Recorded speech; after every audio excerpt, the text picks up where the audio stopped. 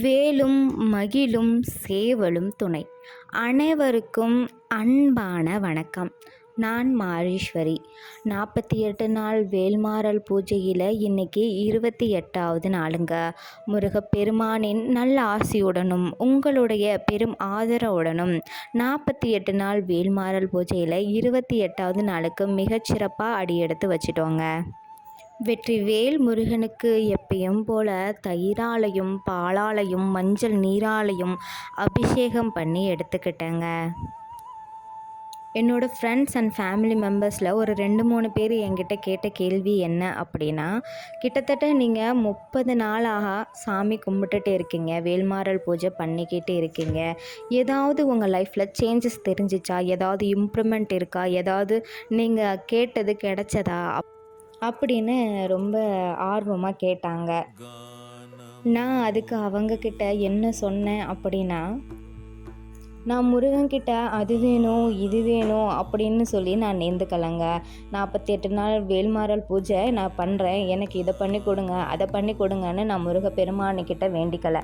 நான் என்ன நினச்சி வேண்டிக்கிட்டேன்னா, எனக்கு எந்த நேரத்தில் என்ன தேவைப்படும் அப்படின்னு என்னை விட அதிகமாக உங்களுக்கு தான் முருகையா தெரியும். அதனால் எனக்கு எது வேணுமோ அதை சிறப்பாக நீங்கள் செஞ்சு கொடுங்க அப்படின்னு நான் முருகப்பெருமானை வேண்டிக்கிட்டு தாங்க இந்த 48 நாள் வேல்மாறல் பூஜையை பண்ணிகிட்டு இருக்கேன்.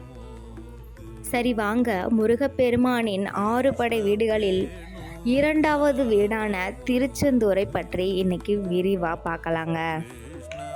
ஆறுமுக பெருமானின் 6 படை வீடுகளில் 2வது திருத்தலம் இந்த திருச்செந்தூர் திருத்தலம். மேலும் கடற்கரை ஓரம் அமைந்த ஒரே திருக்கோவிலும் இதுதான்.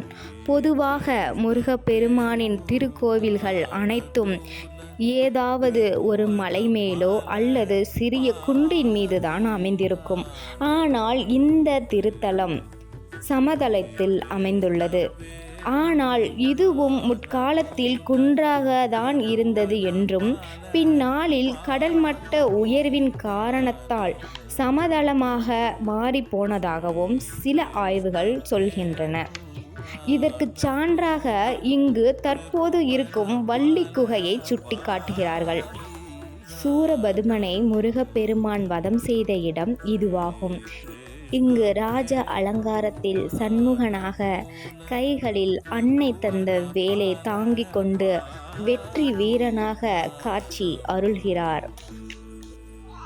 இங்கு நடைபெறும் கந்த சஷ்டி விழாவும் அதன் ஒரு பகுதியாக நடைபெறும் சூரசம்ஹார நிகழ்வும் உலக பிரசித்தி பெற்றதாகும். பிறப்பால் ஊமையான குமரகுருபர சுவாமிகள் தனது 5 வயதில் இத்தலம் வந்து பேசும் திறனை பெற்றார் என்பது வரலாற்று பதிவு ஆகும். இங்குள்ள முருகப்பெருமான் தன் கைகளில் ருத்ராட்ச மாலையையும் தாமரை மலரும் கொண்டு பூஜிக்கும் அருள்கோலத்தில் வீற்றிருக்கிறார். இங்கு முருகப்பெருமான் பூஜித்த பஞ்சலிங்கங்கள் உள்ளன. இந்த ஆலயத்தில் உள்ள மேற்கு பகுதி ராஜகோபுரம் மிக மிக பெரியது.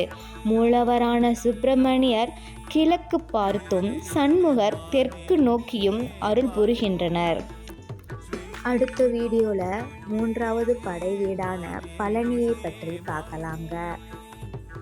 எப்பயும் போல வெற்றி வேலனுக்கு தீப தூப ஆராதனைகளை காட்டி மலர்களை தூவி அர்ச்சனை பண்ணிக்கிட்டேங்க.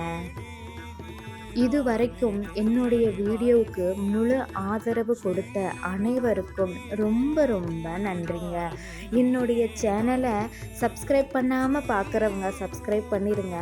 மறக்காமல் ஒரே ஒரு லைக் பண்ணிடுங்க. உங்கள் ஃப்ரெண்ட்ஸ் அண்ட் ஃபேமிலிக்கு என்னுடைய வீடியோவை ஷேர் பண்ணிடுங்க. நிறைய பேர் என்னுடைய வீடியோ பார்க்குறாங்க, ஆனால் சப்ஸ்கிரைப் பண்ணாமல் லைக் பண்ணாமல் போயிடுறாங்க. ஒரே ஒரு டைம் சப்ஸ்கிரைப் பண்ணிவிட்டு ஒரே ஒரு லைக் பண்ணிங்கன்னா எனக்கு ரொம்ப மோட்டிவேஷனாக இருக்கும். நன்றி, வணக்கம்.